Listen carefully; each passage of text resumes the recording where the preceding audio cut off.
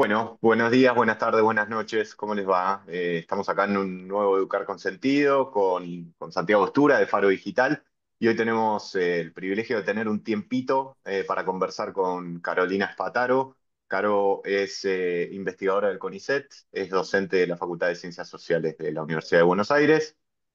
Somos tres personas que estudiamos Ciencias de la Comunicación, así que nos vamos a dedicar a lo que sabemos, preguntar y conversar. Caro, ¿cómo andás? Gracias por venir. Hola, hola Ezequiel, hola Santi. Bueno, muchas gracias por invitarme. Estoy muy contenta de estar acá.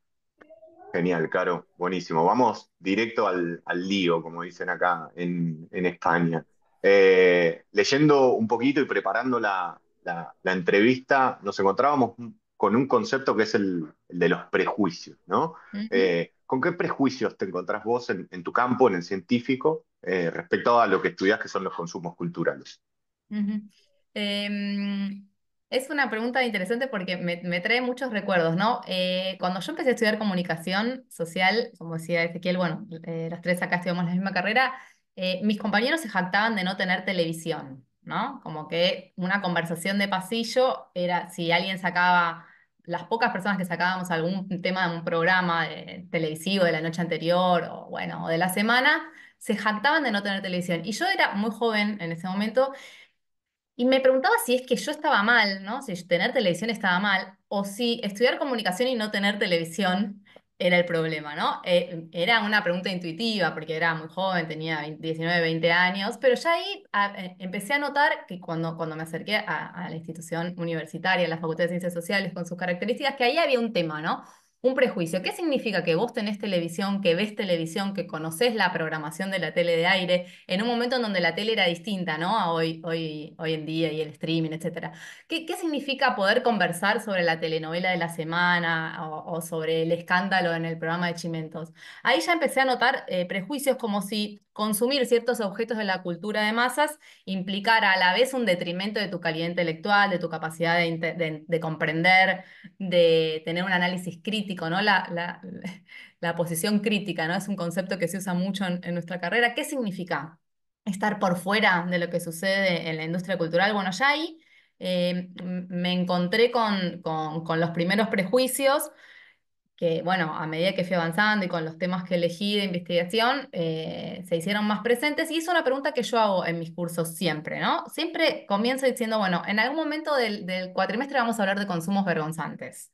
Entonces, se quedan ahí, bueno, entonces retomo a las 2 semanas, bueno, estuvieron pensando si tienen algún consumo vergonzante, bueno, tímidamente alguien levanta la mano, muchos dicen que no, yo digo, pero no hay ningún momento en el que ustedes leen un libro, una revista, miran un programa de televisión, escuchan una música, una serie o lo que sea y dicen, che, esto no lo comparto con, no sé, la gente de la facultad, y ahí empiezan a salir, ¿no? Y me apunté una anécdota para contarles que una chica que en un curso todo el cuatrimestre me dijo que ella no tenía ningún consumo vergonzante. La última clase me dice, me di cuenta que cuando yo estoy en mi casa estudiando, esto fue hace unos años, cuando estoy en mi casa, no, cuando estoy en mi casa almorzando, miro Jorge Rial, un programa televisivo de Chimentos de la Argentina que se da al mediodía, y si suena el teléfono bajo el volumen, y si alguien me pregunta qué estoy haciendo, digo estudiando.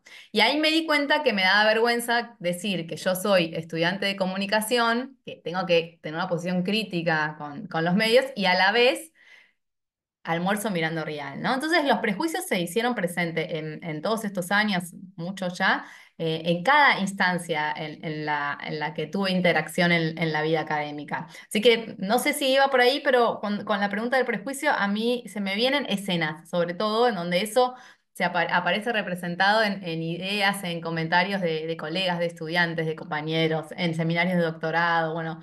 Continuamente, me parece que la academia tiene una posición muy prejuiciosa con la industria cultural y sobre todo quienes estudiamos comunicación, ¿no? Claro, y en ese sentido, siguiendo esta línea de tu respuesta, cuando vos trabajás, indagás y llevas adelante investigación sobre Ujú, el fenómeno de la recepción, ujú. estos prejuicios están vinculados a qué capacidad de agencia hay en los sujetos en la recepción, si consumir determinados objetos culturales te definen o no como persona.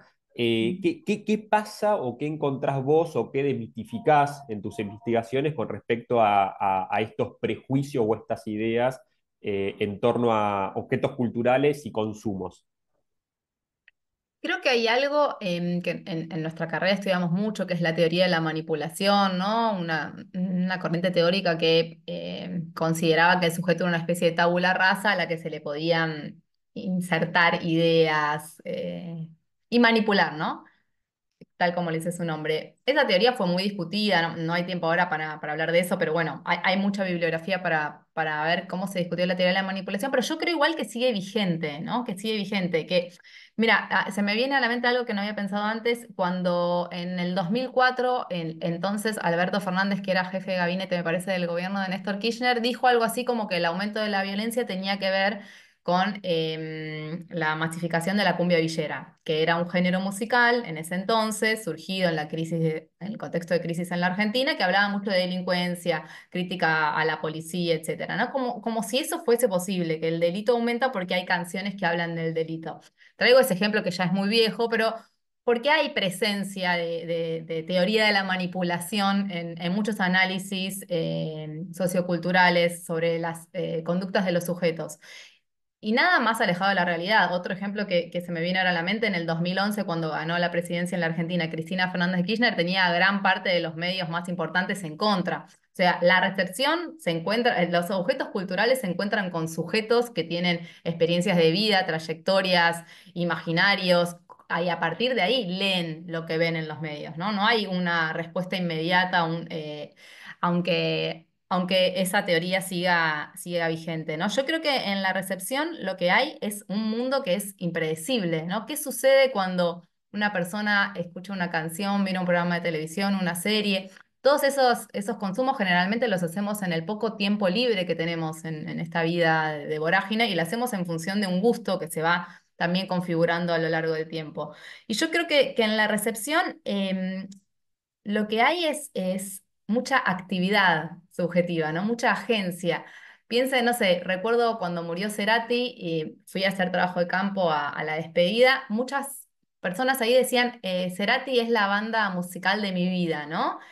Con esta canción, no sé, entré a mi casamiento, con esta canción me enamoré, esta canción acompañó mi duelo, con esta canción me separé. Bueno, a todos seguramente nos pasa, ¿no? Que hay alguna banda, algún artista que es, y sobre todo con la música, pero no solo con la música, no sé, la telenovela que veía con mi abuela, la película que vi con mi papá cuando era chico, digamos, en la recepción pasan cosas impensables, ¿no? Que no tienen que ver con una respuesta automática al contenido de ese medio. Entonces, cuando tenemos una posición prejuiciosa sobre eso, bueno, tenemos poca posibilidad de ver qué sucede en la recepción.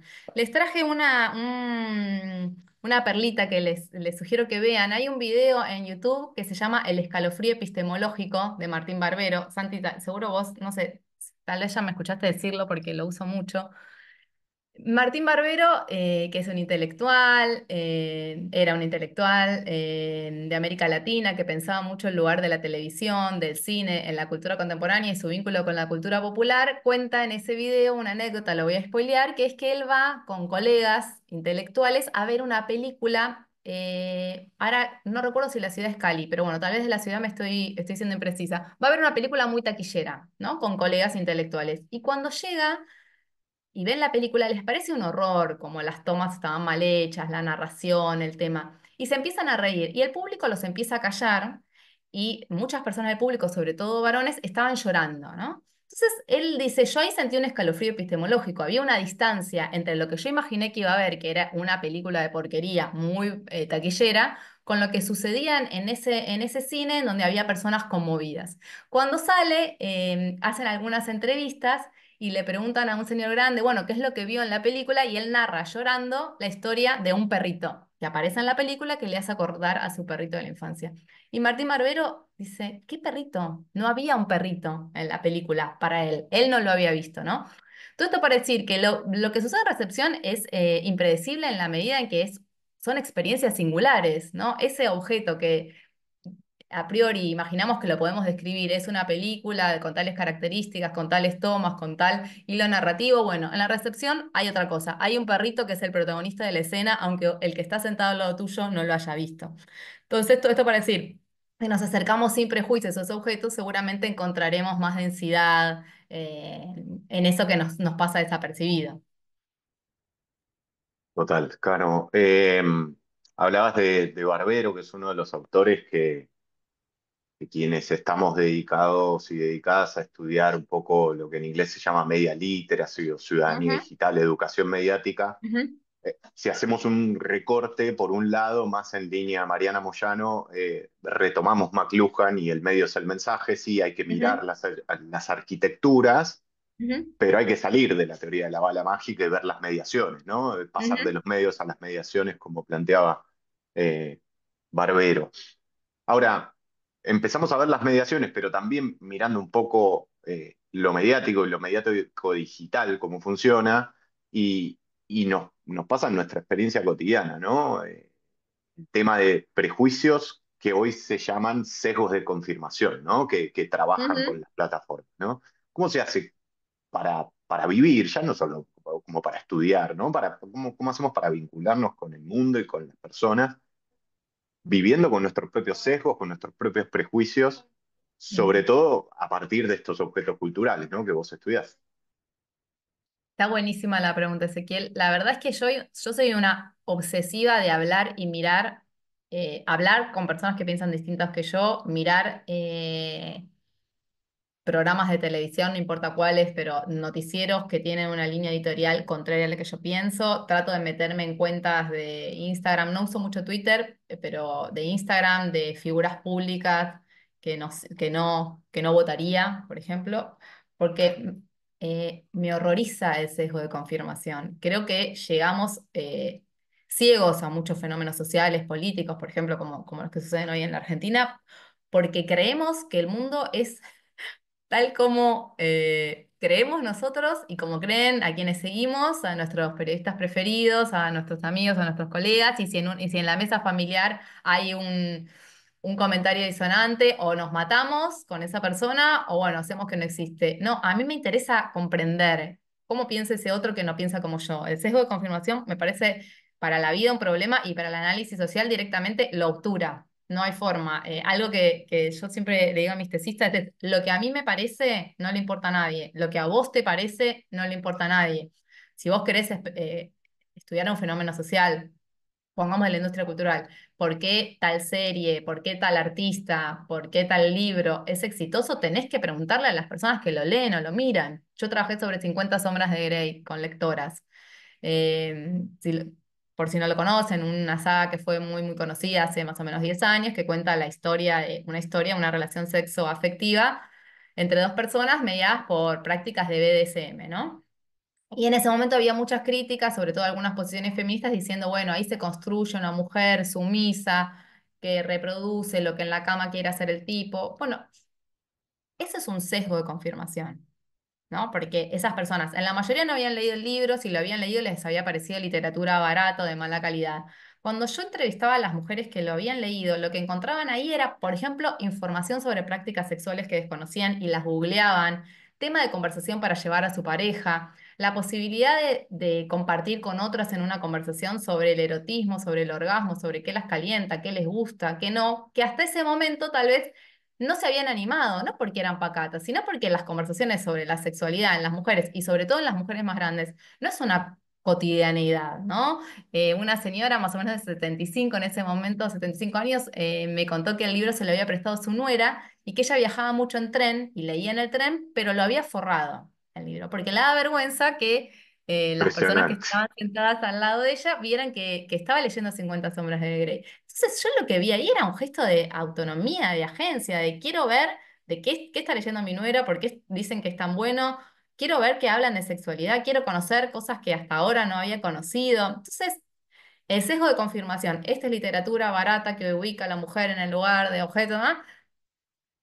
No explico esa posición, no explica por qué fue un éxito rotundo de ventas. No sé si se acuerdan, pero en ese momento, si íbamos a las Sí, librerías sí, comerciales más grandes, había pilas tipo como si fuesen columnas de los libros de 50 sombras. Ese éxito no se explica a partir de mi sesgo de confirmación. A mí me parece, vuelvo a lo de a mí me parece, a mí claro. me parece sexista. Entonces, lo que creo es, hablemos con personas que piensan distinto, tratemos de comprender su punto de vista, ¿no? Yo creo que esto lo aprendí de Pablo Semán, que entiendo que tal vez en algún momento está con ustedes en alguna entrevista, que el relativismo como punto de partida para el análisis, ¿no? Mi punto de vista, mi interpretación de la realidad no es la interpretación de la realidad. Y eso, bueno, lo aprendí con Pablo, que me enseñó a mirar desde abajo los fenómenos sociales. Yo, en la carrera que compartimos los tres, aprendí o me acerqué a entender la realidad desde arriba, ¿no? Desde los medios de comunicación, desde los aparatos del Estado, ¿no? Pero todo se ve distinto si se ve desde abajo y se comprende de otra manera. Entonces, bueno, me voy yendo, ustedes me vuelven a traer. Me interesa mucho No, el tema, no, por desde eso ya. Santi, te meto ahí la cuña porque me hiciste pensar algo, Caro, muy lindo para una investigación de cuál es el libro para quienes leen, ¿no? El libro que lees en el transporte público y los libros que lees adentro de casa, ¿no? Pero por otro lado total. también, con lo que decías, cómo salimos muchas veces con la anécdota de Barbero, ¿no? De cierto consumo irónico. En la actualidad nos pasa con todo este fenómeno de los gym bros, los cripto bros, ¿no? Que vemos que mucha gente intelectual, instruida, lo que sea, se burlan, ¿no? De todo este fenómeno y quiénes van a caer en estas cuestiones. Históricamente lo que pasó con las 50 sombras de Grey no, no quiero spoilear otra pregunta que te vamos a hacer con consumos de Arjona, ¿no? Como Ujú, esos guilty pleasures, consumos así ujú, culposos, que muchas veces pueden hablar un montón de nosotros, ¿no? Ahí te dejo, Santi, ujú, para que sigas. ujú. No, re, Perdón, digo una cosita sobre los sí. cripto, bro. Perdón, perdón, Santi, te interrumpo. Mariana Lucy es una colega que ella trabaja con estos pibes, ¿no?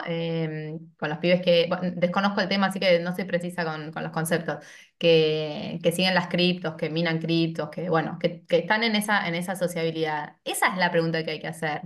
¿Qué son los cripto, bro? Que nosotros cancheríamos haciendo un consumo irónico de ese concepto, qué sé yo, lo podemos hacer entre amigos, no sé si explica algo del fenómeno, ese sería el punto. Perdón, Santi. Total. No, no, totalmente no. Y para seguir en la misma línea, porque es interesantísimo lo que decís, Caro, y nos dispara y nos linkea con un montón de preocupaciones y temas que estamos trabajando. Eh, Algo que vemos mucho como fenómeno de época y nos atraviesa desde Faro Digital en nuestras charlas, talleres, investigaciones, laburos, tiene que ver también con esta distancia generacional o el hiato generacional que hay en la forma en que se habitan los entornos digitales, cómo se construyen subjetividades en las adolescencias, qué pasa con la franja de los 40, los 50, los 60. Digo, venimos mirando con atención el tema de la conversación intergeneracional. Y hay algo que vos decías cuando hablaba de las 50 sombras y yo compartía con el equipo tu trabajo sobre las tontas culturales en relación a Arjona y clubes de fans. Y yendo a eso, pero para preguntarte por metodología, hay algo que vos decías recién respecto a qué pregunta hacemos y cómo miramos desde abajo. Y nos pasa mucho con los pibes y pibas que hay algo en la disposición o la resistencia, que es algo que también le he escuchado problematizar a Pablo Semán, vinculado a lo dicho y lo no dicho, o a quién se le responde qué cosa, ¿no? ¿Qué leen Ujú, los pibes como expectativa de lo que me pueden esperar que responda el mundo adulto cuando me pregunta? ¿Qué conversación tengo entre pares? Entonces, yendo a este trabajo más etnográfico que vos hiciste, ¿con qué herramientas hay que abordar también ese mirar desde abajo? Porque no es cualquier mirar desde abajo, no es que ujú. uno cae y hace una serie de preguntas, un cuestionario y con eso levanta termómetro, ¿no? Total. Eh, Me estoy acordando de cuando yo empecé a hacer mi trabajo de campo con las fanáticas de Arjona. Yo había hecho para mi tesina de grado una tesis sobre Pasión de Sábado, un programa televisivo que se emitía los sábados durante muchas horas, donde iban bandas de cumbia a presentarse, ¿no? Y tenía un interés ya, porque era 2003, 2004, me empezaba a formar sobre feminismo por fuera de la facultad, porque no, ahí no había en nuestra carrera materias para formarme, entonces tenía un interés militante y una formación incipiente feminista y a la vez hacía este programa, analizaba este programa. Y en ese programa atrás hay 5 mujeres que bailan con poca ropa, no sé si lo ubican, si no pueden googlear alguna imagen y que las cámaras les toman los pechos, la cola, etcétera. Entonces yo, con mi incipiente formación feminista y mi militancia feminista, decía, bueno, este programa construye a las mujeres como objeto sexual, la cumbia villera construye a las mujeres como objeto sexual. Ahí me crucé con Pablo Semán, que me rompió la cabeza porque después de escucharme un rato hablar de esto, me dijo, ¿y qué piensan las mujeres que escuchan cumbia villera, de la cumbia villera? Y yo lo miré como diciendo, casi, ¿qué me importa, no? Me dice, pero bueno, pero vos no estás preguntando eso, no te estás preguntando eso. Bueno. Todo eso derivó después en un trabajo en el Club de Fans, que fue un trabajo de tipo etnográfico. La pregunta que decís, Santi, sobre la metodología me parece que es fundamental. No es solo ir a preguntar. Yo durante 3 años asistí todos los primeros sábados de cada mes a un club de fans de mujeres que se reunían en un bar céntrico de la ciudad de Buenos Aires y ahí observaba también las interacciones. Lo digo esto y no me resultó fácil porque yo anotaba mi trabajo, mi cuaderno de campo era lo que ellas decían. Y Pablo me decía, pero la vida sucede más allá del decir. ¿Qué hacen? ¿Cómo llegan? ¿Con quiénes van? ¿Se preparan? ¿Se visten? ¿Llegan a horario? ¿Qué organizan? ¿No? Yo decía, ah, es verdad, pero en nuestra carrera la palabra escrita, la palabra hablada, tiene mucho peso, ¿no? El análisis del discurso. Y en la vida hay otras dimensiones también para tener en cuenta que yo no podía ver, ¿no? No, estaba ahí, solamente anotaba lo que decía. Entonces, bueno, un trabajo de campo, que, bueno, ese fue un trabajo de largo aliento, fue para mi doctorado, no es siempre posible hacer eso, ¿no? Pero implica poder prestar atención, ¿no? A qué sucede en esas interacciones. Imagino, no sé, si se trabaja con pibes que interesados por el mundo cripto, ver qué sucede también en las interacciones en las redes sociales, ¿no? Tienen un lugar de encuentro, qué es lo que hacen, cómo llegan, cómo se preparan, ¿no? Poder tener una mirada más atenta, no solo a lo que se dice, porque como decís vos, en una entrevista, si uno pauta una entrevista, por eso las dificultades de los focus group, ¿no? A mí me gustan, los hago, pero digo, tienen sus limitaciones en el sentido de que reunís un grupo de personas con una pauta, estableces ahí una conversación, salen cosas muy interesantes, pero bueno, en definitiva, también tienen una expectativa respecto de, este es un focus group sobre qué tema, sobre música romántica, bueno, tengo que decir tales y cuales cosas, ¿no? Tiene sus límites como herramienta, aunque bueno, lo usamos y sirve también. Entonces, un poco estar ahí, ¿no? Con la escucha y la mirada atenta, creo que es un buen modo de construir una metodología que trate de evitar el sesgo confirmatorio, ¿no? Y con preguntas muy simples, ¿no? ¿Por qué te interesa? ¿Qué es lo que ves en este programa? Yo me acuerdo que decía, ¿qué otra música escuchás? ¿Cuál es tu canción favorita? ¿Por qué? Además de escuchar música, ¿haces otras cosas? Como tratar de abrir para meter ese consumo cultural en una trama más amplia, ¿no? Lo mismo lo pienso si tuviéramos que hacer trabajo sobre elecciones políticas, ¿no? O sea, el voto es una escena dentro de las elecciones y las afinidades políticas. Entonces, poder meterlo en una trama más amplia. Es tremendo como cada vez que hay una elección se predomina mucho el dato, ¿no? La consultora que mide desde lejos todo lo contrario a lo que estás mencionando, que es Ujú, meter la cabeza, los ojos, los oídos, la nariz adentro. ujú. Eh, Ahora también coincidimos en otra cosa, también para mi tesis hice etnografía y esto de defender la observación participante, que claro, demanda mucho tiempo de Ujú. estar, ¿no? De poder ser parte. Ahora tenemos una compañera del equipo, Ainara Moreno, que está haciendo su etnografía y sus directores le dicen, bueno, tenés que ir hasta que seas invisible, ¿no? Hasta que seas parte, Total. con lo complejo que es, pero no, súper interesante. Quería, creo que es la misma pregunta de Santi, pero volverte a que vos recuerdes y nos permitas extender a la comunidad que nos escucha. ¿Qué encontraste en la comunidad de fans de Arjona? Porque ya te lo pregunto desde el lado de la producción de contenido, pero desde el lado de la curiosidad también. Bueno, yo amé mucho ese trabajo. Es muy viejo ya, sigo hablando. Mi pareja me dice, la persona que más habló de Arjona después de Arjona. Porque, bueno, no sé, fue muy importante, bueno, por supuesto, yo me doctoré con eso, pero me generó muchas interacciones. Bueno, Santi me ha invitado a muchos lugares a hablar. Bueno, en definitiva, le tengo mucho afecto a ese trabajo. Empiezo con esto que decías, Ezequiel, de hasta ser invisible. Tal cual, yo un poco lo sentí eso, no solo lo sentí, sino que fui a recitales con ellas y en un momento una me dijo, te vi disfrutar. que me encantó, ¿no? Porque es como, en un punto, no soy parte, no era parte del grupo ni nada, pero viví un recital es un momento de disfrute, de escuchar música, cantar, y pude conectar con eso, entonces me gustó que lo registraran. Bueno, en este club de fans encontré muchas cosas, ¿no? Encontré un grupo de mujeres, eran entre 30 y 40 mujeres que se reunían los primeros sábados de cada mes, mujeres en la mayoría mayores de 40 años, pero también había pibas chiquitas y también había varones que se encontraban, a todas por supuesto les gustaba Arjona, pero a todas les gustaba con diferente grado de intensidad. A una mujer que entrevisté que tenía 83 años me dice, a mí me gustan algunas canciones, pero sobre todo voy ahí para encontrarme con chicas jóvenes. Para ella chicas jóvenes eran mujeres de 40, 50 años, ¿no? Porque mis amigas hablan todas de enfermedad. Esta mujer tenía un póster de Arjona en la habitación, en la puerta adentro del placar de la habitación de que eran de sus hijos, imaginen, hijos que ya tendrían 60, y todas las noches le daba un beso antes de dormirse, a escondidas del marido. Encontré mujeres que construían un tiempo y un espacio propio, ¿no? El primer sábado de cada mes, en algunos casos con mucho esfuerzo, mujeres que cuidaban hijos, mujeres que cuidaban nietos y que le decían, el primer mes no estoy para nadie, mujeres que salían a un club de fans siendo grandes, enfrentándose a los prejuicios que eso significa, ¿no? Que sus familias le dijeran, estás loca. ¿A qué vas a ese lugar? Yo escribí un artículo justamente se llama ¿A qué vas a ese lugar? Un poco para reconstruir lo que a estas mujeres les costaba. Algunas iban con sus hijos porque los maridos las controlaban, pero en definitiva lo que había ahí era un tiempo y un espacio propio para hablar de su condición de género, de ser mujeres, de sus trabajos, los despidos en el trabajo, de sus separaciones, para tramitar duelos muy fuertes. Una mujer que empezó a ir porque su hija, que tenía una enfermedad congénita, era muy fanática y finalmente la hija falleció y ella siguió yendo.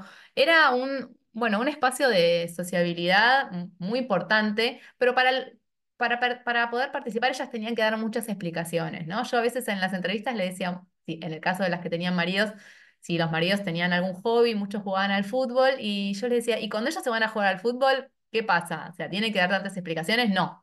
No había. Entonces, ahí había mujeres que estaban construyendo una autonomía de las demandas de su hogar y su familia en una sociedad que ubica a las mujeres, y esto no es ninguna novedad, en el rol de cuidadoras, ¿no?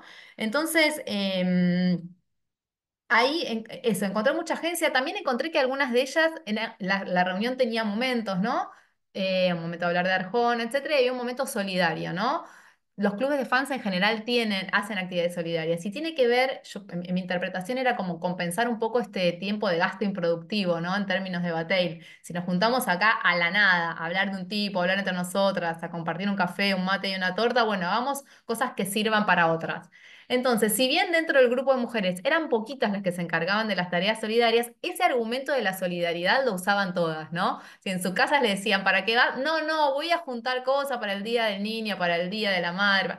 Era algo como un argumento que las contenía y las protegía.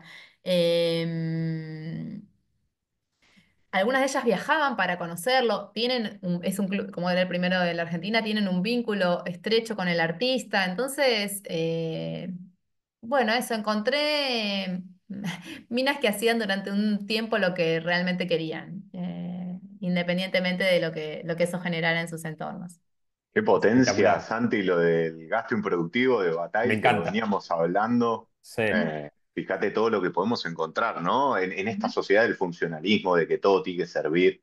Nosotros muchas veces estamos charlando de cuando es el momento de ocio que te agarra la culpa de ti. Si voy a ver algo en Netflix, me tiene que dejar algo, ¿no? Cómo estos espacios de Sí, pertenencia son tan fuertes.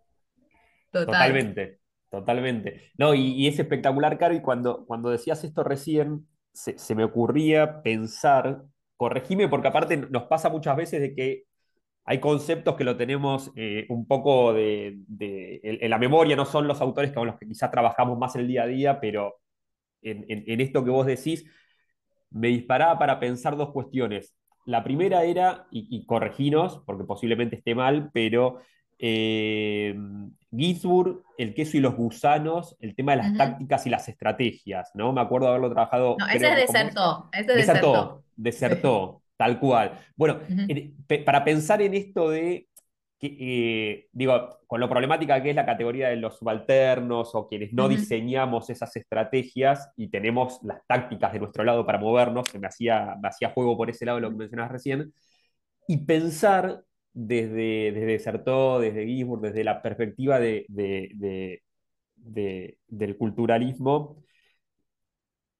¿Por qué? Digo, yo considero que es central esto que vos decís, el trabajo que hace esta línea de análisis y de investigación, pero digo, al momento de pensar los feminismos, al momento de pensar la política desde el campo nacional y popular, las políticas públicas, ¿por qué considerás vos que es central comprender desde abajo estas ujú, prácticas, ¿no? Tengo ujú, intuitivamente muchas ideas, pero me encantaría escucharte a vos porque vos lo haces y lo llevas adelante, y me ujú, parece tan importante defender la investigación de campo desde el culturalismo y pensar juntos el para qué, ¿no? En términos ujú. generales. Yo creo que es importante, en el caso para hacer política, me parece que es indispensable para saber cuáles son los intereses, los imaginarios, los problemas de las personas a las que te estás dirigiendo y que en teoría estás proponiéndole una solución, un camino, un norte, un horizonte. O sea, el político tiene que saber leer la sensibilidad de una época, ¿no? Y si vos tenés para volver al sesgo de confirmación o te movés en un mundo de personas que más o menos piensan lo mismo, bueno, te perdés la posibilidad de entender la sensibilidad de esa época que estás tratando de representar. Entonces, a mí me parece, para hacer política, me parece indispensable, me llama la atención, digamos, la ceguera, ¿no? La ceguera, no importa de quién, digamos, de candidatos que hablan de un mundo que ya no existe, no sé, que hablan no sé, de un mundo en la Argentina, de un país como si fuese un país en donde los trabajadores están 100% en blanco, ¿no? Más de la mitad de la población trabaja en negro, no sabe qué es el aguinaldo, las vacaciones pagas, ¿de qué están hablando, no? O sea, no me estás hablando a mí de la posibilidad de hacer paro frente a quién, si sos un trabajador en negro. Entonces, en definitiva, digamos, para no meternos ahí en ese terreno que es muy barroso, quiere decir que cualquier político tiene que entender la sensibilidad de una época, captarla y tratar de representarla. Y ahí me parece que el trabajo, el punto de vista desde abajo es indispensable. Las encuestas no te dan esa información, pero bueno, son trabajos muy difíciles de hacer. Un poco Ezequiel lo decía, la observación participante, digamos, permanecer en un grupo, hacerte invisible, bueno, eso lleva tiempo. Y por lo general, ese tiempo no existe, ¿no? En la política, pero quienes hacemos ciencias sociales tenemos que tener ese tiempo, tenemos que poder apartarlo y hacerlo sistemático. No digo hacer para todo un trabajo. Yo solamente hice una vez en mi vida un trabajo etnográfico de 3 años con el mismo grupo. El año pasado hice uno, ¿no? Pero bueno, dedicarnos a pensar, a tratar de pensar con las herramientas y los conceptos que tiene esa otra persona enfrente. Ya que citaste a Ginsburg, me gusta, lo amo ese libro, me parece un librazo metodológico. Él construye su investigación en base a un caso y se adelanta a la crítica, ¿no? Para quienes no lo conocen, reconstruye el pasaje de la Edad Media a la modernidad a partir del caso de Menocchio, que es un molinero que termina muerto en la hoguera por la Inquisición. Y él se adelanta a las críticas y dice, yo estoy reconstruyendo la historia de un solo sujeto. Me van a decir que es poco. Lo que yo quiero decir es que ningún sujeto escapa a la cultura de su época ni de su clase, salvo los locos, ¿no? Esto para decir que yo trabajé con 30 mujeres. ¿Es la totalidad? ¿Es una muestra representativa? No, para nada. Pero en esas 30 mujeres había una sensibilidad de época que podía observarse en algunos otros grupos, ¿no? No, las encuestas dan datos, dan muchos datos de muchos casos con otro tipo de metodología. En el caso del trabajo etnográfico, un trabajo etnográfico bien hecho y bien guiado puede permitir acercarnos a una porción de la sensibilidad de época, como hizo, bueno, Carlo Ginzburg, que es un historiador increíble, ¿no? No vamos a poder ser como él, pero sí aprender de que en un caso en la vida, en la historia de vida de un sujeto, puede habitar las transformaciones culturales de varias décadas en un país, ¿no? No hay que perder de vista eso porque si no creemos que tenemos que hacer, no sé, 100 historias de vida, tenemos que hacer un trabajo etnográfico de 10 años para poder comprender algo y no es así. Es hermoso, Total. Caro, perdón, ese meto solo un Sí, sí, sí. paréntesis en relación a esto que decís, porque eh, en, en- en el tipo de investigaciones que vos llevas adelante digo, desde el campo en el que vos mirás la sociedad o pensás la sociedad, a mí, desde acá, desde el conurbano de la provincia de Buenos Aires, me pasa de estar en permanente roce con muchos objetos culturales, ser parte consumidor de esos objetos culturales en el barrio, amigos, yo con sentido de pertenencia en eso. Y hay algo también de este mirar desde abajo que necesita luego dialogar con estas herramientas y estos autores, porque si no también la convivencia sola no me dice nada, no puedo No, procesar o claro. complejizar Ujú, algo sin estas herramientas. Digo, y ese cruce lo permiten esto que vos hacés, ujú, ¿no? Eso solo quería sumar. ujú, Sí, el ir y venir entre la práctica y la teoría, ¿no? Me parece interesante. Caro, te iba a hacer una pregunta, pero a partir de esto que contabas del caso de Carlo Ginzburg, digo, que ningún sujeto escapa de su época, entonces me llevaba, tengo ganas de preguntarte, en qué andan hoy? ¿En qué andas vos hoy en tus investigaciones? ¿En qué anda el grupo? ¿Qué están discutiendo? Pero no quería dejar de también meterte una cuña, a ver si la podés responder con la pregunta también, si no, no pasa nada, porque nos llamaba mucho la atención, analizando un poco tus investigaciones y tus artículos, el lugar que le das a las paradojas, ¿no? A lo paradójico, para leer, para tener ujú, posiciones analíticas sobre lo social. A ver ujú. si le podés meter un cruce ahí. Sí, las paradojas casi que empezaron en la primera escena que conté, ¿no? De estudiantes de comunicación sin televisión. Me parecía, ¿qué es esto? No, no entiendo bien. Y fueron avanzando en el trabajo de campo de Arjona, que bueno, como decía, es largo, y yo hice todo mi doctorado y en cada seminario tenías que contar que estudiabas. Entonces, mis compañeras, mis compañeros, era como el tema chiste, ¿no? Ay, qué gracioso, qué divertido, ay, pobre, te compadezco, tenés que escuchar sus canciones, ta, ta. También venían de parte de mujeres. He estado en congresos sobre género, historia de las mujeres, etcétera, que fueron fantásticos para mí en esta síntesis, ¿no? Recuerdo dos escenas. Una que me dijeron, cuando yo explicaba un poco qué hacían todas estas mujeres en ese lugar, ¿no? Me decían, pero estas mujeres no tienen la misma capacidad que vos para analizar las letras. Y yo decía, ¿esto es un congreso feminista?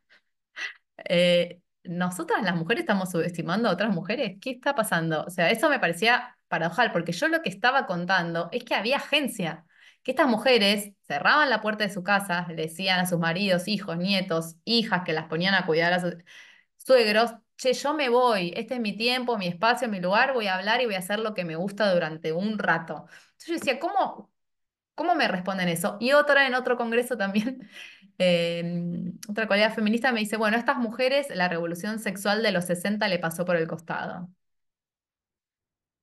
Le agradezco mucho esos dos comentarios porque después escribí bastante, porque hay un libro que recomiendo mucho que es La Revolución Sexual Discreta de Isabel Cose, que es una historiadora increíble argentina, que ella dice, no, justamente la revolución sexual no fue un dar vuelta a todo patas para arriba. Las mujeres siguieron ocupando el rol de cuidadoras, etcétera, y sí, la píldora, la minifalda, el acceso más masivo de las mujeres a la universidad, al mundo del trabajo, sí, pero no es que hubo un antes y un después radical, ¿no? Dice revolución sexual discreta.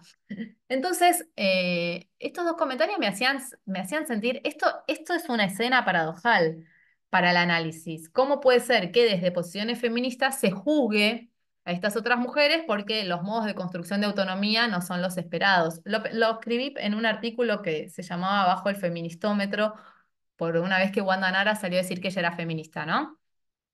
Y la mataron en redes. En esa misma semana había salido Araceli González diciendo que ella no era feminista y la mataron en redes. Bueno, en definitiva, ¿qué es lo que hay que hacer para ser feminista, no?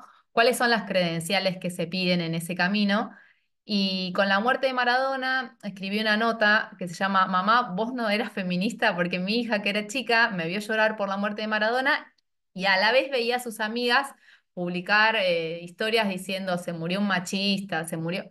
Y entonces le estalló diciendo, che, Maradona era un machista, vos sos feminista y llorás, ¿qué es lo que pasa, no? Y yo creo que del 2015 esta parte, si bien yo lo veía en mi trabajo de campo ya, como le señalaba, digamos, esta exigencia de, bueno, la autonomía de las mujeres va por acá. La autonomía de las mujeres es de las mujeres que salen al espacio público a reivindicar o a demandar un derecho. Yo decía, estas mujeres salen al espacio público para reivindicar otro derecho que es usar el tiempo para lo que ellas quieran, sin ser demandas por una ley, ¿no? En la práctica, ellas tenían una demanda por un derecho que se les estaba siendo vedado. No para comparar, ¿no? Pero para decir, bueno, también hay ahí hay una demanda que no estamos viendo. Si bien eso yo lo observaba en mi trabajo de campo, como decía que fue el del 2008 al 2011, después del 2015 creo que esas demandas de credenciales aumentaron cada vez más después de Ni Una Menos. Entonces, si eras feminista no podías llorar la muerte de Maradona, si eras feminista no podías ser Wanda Nara, si eras feminista no podías escuchar tales canciones. Y bueno, la verdad que la realidad es más compleja. Y para mí es paradojal esa posición, ¿no? La posición una posición feminista que se pone a mensurar o a tirar ahí un metro para medir cuán feminista es la otra en función de sus prácticas o cuán autónoma es la otra, ¿no? Porque las mujeres con las que yo trabajé, ni las lectoras de 50 sombras de Grey, ni las arjoneras se decían a ellas feministas, pero lo que yo observaba ahí es que había un gesto de autonomía muy claro, eh, que paradojalmente desde algunos feminismos se ignora o se critica o se subestima.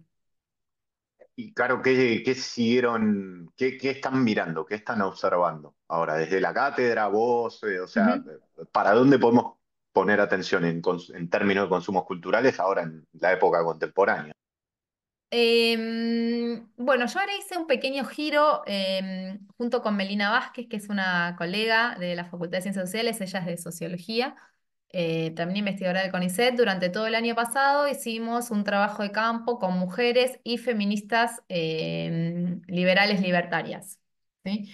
Escribimos una notita en Anfibia que se llama Hermanas Bastardas, porque a partir del trabajo de campo que hicimos en el 8M del año pasado, en donde, bueno, ellas se organizan y participan de los 8M hace varios años y el año pasado era el primero en donde ellas participaban de una fecha tan significativa para los feminismos, siendo que Milei había sido ya electo como presidente. Este, bueno, trabajo lo cerramos este 8M y terminamos ya de escribir un libro que va a salir ahora a mitad de año por siglo XXI.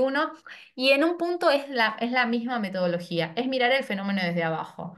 Si uno mira los referentes de la libertad avanza en la Argentina, no encontramos feminismo, ni por supuesto, al contrario, encontramos posiciones antifeministas desde el presidente, la vicepresidenta, algunas de sus legisladoras, algunos intelectuales en torno al presidente. Entonces decimos, no existe, no hay activismo feminista en torno a la figura de Milei. Y nosotras sí encontramos, sobre todo pibas jóvenes que se vieron muy interpeladas por el Ni Una Menos o posteriormente por el debate del aborto en 2018, en el 2020, por el Michu, por esas discusiones que todos sabemos que se hicieron cotidianas, ¿no? En la mesa de café, la mesa familiar, en los programas de televisión, el primer Ni Una Menos, la convocatoria, una de las carteles de la convocatoria lo tenía Marcelo Tinelli junto a Florencia de la B. En los clubes de fútbol en la Argentina hay comisiones de género grandes, chiquitas o tal vez una sola chica que pide que haya un vestuario también para que las pibas puedan bañarse después de jugar al fútbol.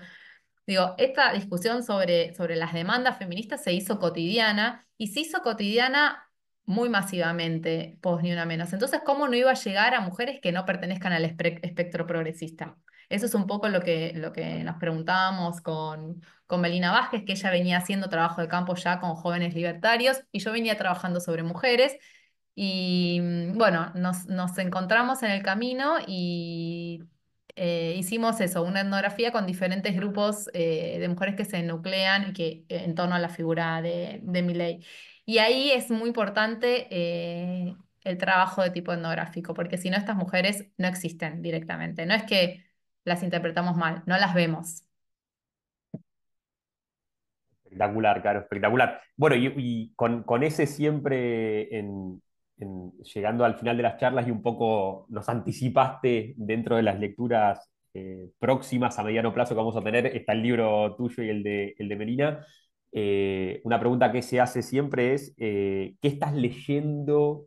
¿Qué, en términos de autores, lecturas que te parezcan interesantes recomendar? Digo, para quienes estén escuchando esta conversación y se interesen por estos temas, por esta mirada, por este mirar desde abajo. ¿Qué Ujú. estás leyendo? ¿Qué te gustaría recomendar? ¿Por dónde podemos ahí seguir pensando con vos o a través tuyo? No la había pensado esta, ¿eh? No me la adelantaron, pero bueno, voy a decir, voy a traerme a mi mente cosas que me gustaron mucho. El año pasado leí La Llamada, uno de los libros que leí, La de Llamada de Leila. Leila Sí. Guerriero, que seguramente tal vez ya lo recomendaron, me parece un librazo, aunque no, para mí Leila es, bueno, ahora fue 2 de abril ayer, si no leyeron el libro La Otra Guerra también de ella sobre Malvinas, bueno, ella es una etnógrafa para mí, en su concepción. Bueno, para escribir Los suicidios del fin del mundo hizo una pequeña etnografía en la Patagonia Argentina para ver por qué Impresionante ese. Sí. es impresionante ese libro. Bueno, una historia sencilla, ¿no? Explicar un baile de malambo. Cuando lo empecé a leer, yo dije que a mí qué me importa el malambo. Con todo el respeto por el malambo, no me interesa. Y una amiga me dijo, dale por favor 3 páginas. Y quedé fascinada, ¿no? Esa es una mirada desde abajo. Y en la llamada hay una mirada desde abajo de un periodo muy terrible de la Argentina, de la dictadura, ¿no? Haciendo, no es una historia de vida, es un retrato, dice ella siempre, siguiendo la vida de una persona, podemos ver con más complejidad un fenómeno, un periodo de la Argentina muy oscuro y por primera vez, me parece, no, no, por primera vez no, pero digamos, de manera muy, muy contundente se abren ahí fisuras a un relato único sobre ese periodo, incluso desde las víctimas. Así que a mí ese me parece un librazo. Todo lo de Leila me parece una mirada desde abajo de cualquier fenómeno que ella trabaja. Bueno, les recomiendo que lean Está entre nosotros, el libro que compiló, que seguramente lo leyeron, Pablo Semán, que ahí Meli Vázquez tiene un artículo y también Ezequiel Safrestein, Martín Vicente, Sergio Morresi y Nicolás Huelsinger, que son todos trabajos, salvo el primer capítulo que es más un estado del arte y una reconstrucción del liberalismo y la derecha en la Argentina, el de Sergio Morrés y Martín Vicente. El resto son 3 capítulos de tipo etnográfico para explicar un poco el pueblo mileísta sería, o sea, el pueblo mileísta antes de Milei. ¿Cuál es esa sensibilidad que supo capturar Milei como figura política de una época en la Argentina? Así que lo recomiendo y lo digo porque lo tengo acá y me encantó un capítulo en particular. Estoy leyendo, terminé de leer el libro de Sarlo, No entender, que es... eh, mm, no es su autobiografía, lo denomina de otra manera. Las memorias, Memorias de una intelectual. Tiene un capítulo que se llama No entender que me pareció fascinante, que ella dice que justamente cuando bajamos, lo voy a parafrasear, no lo dice así, pero cuando bajamos todos nuestros conceptos, nuestra biblioteca y todo, y nos acercamos a un fenómeno creyendo que entendemos todo lo que sucede ahí, cuando bajamos eso y nos damos cuenta que no entendemos nada, es ahí recién en donde empieza, eh, en términos de ciencias sociales, yo diría la posibilidad de producir conocimiento. Ella habla para la literatura y para el arte, ¿no? El vínculo con los museos, con los libros, pero a mí me sirvió mucho para pensar qué sucede cuando nos acercamos a algo que no entendemos en definitiva. ¿Cómo hacemos para poder explicarlo en los propios términos de ese fenómeno? Insisto, Sarlo no está hablando de ciencias sociales, ¿no? Yo lo estoy trasladando porque ella eso le pasaba cuando se acercaba a algunos libros, cuando se acercaba a algunas obras de arte, cuando se acercaba a ver la Capilla Sixtina y dice, bueno, no entiendo. Esto no lo entiendo y a partir de ese no entender, de ese movimiento que se genera con eso otro que vemos y no nos hace sentido, ahí podemos empezar a construir un camino para comprenderlo y a buscar las herramientas para hacerlo, que para mí son siempre, siempre teóricas y siempre intentando dejar de lado nuestros prejuicios, un poco lo que veníamos hablando, nuestros puntos de partida, lo que creemos que sabemos de ese otro que sin duda no es lo que es, ¿no? Es nuestra idea y generalmente está muy alejada de lo que realmente sucede. Por eso vean el video de Martín Barbero y ahí van a ver cómo él realmente no entendía lo que estaba pasando en el cine. Espectacular. Qué coraje Mm. hace falta para no entender, ¿no? Y sobre todo en esta época que la cultura digital, muchas veces, ¿no? Veníamos conversando antes de grabar que estamos tan alejados de los fenómenos o de las subjetividades de adolescentes. Después nos horrorizamos, después son ellos y ellas Ujú, los que están ujú, pegados con el celular y no ujú, miramos que somos nosotros. pero sobre todo viviendo con inteligencias artificiales, esto de no entender me parece como una postura epistemológica vital para partir, ¿no? Total, Con lo complejo que está haciendo entender todo. Bueno, Caro, total. una maravilla conversar con vos, la verdad, un placer grande. Te queremos agradecer por tu tiempo y bueno, quedar en vinculación para seguir la charla. Seguramente cuando la subamos te la vamos a compartir, pero también compartirte un poco el feedback que nos vayan dando quienes te escuchen y quienes se interesen en esto de investigar desde abajo, que me parece que nos lo llevamos y con todos los ejemplos que diste, tenemos un montón de cosas para pensar y seguir preguntando. Bueno, muchas gracias. Me hicieron pensar otra vez en un trabajo que quiero mucho, el de las arjoneras. Y bueno, nada, me hicieron pensar en voz alta, me noté algunos apuntes si algo no se entiende o queda alguna duda. Tenía algunas otras referencias que las olvidé, pero bueno, cualquier cosa estoy a disposición, me escriben y si llega alguna consulta, eso, la respondo obviamente. Gracias, Caro. Buenísimo, Caro. Mil gracias. Un Bueno, lujazo. abrazo. Nos vemos, Caro.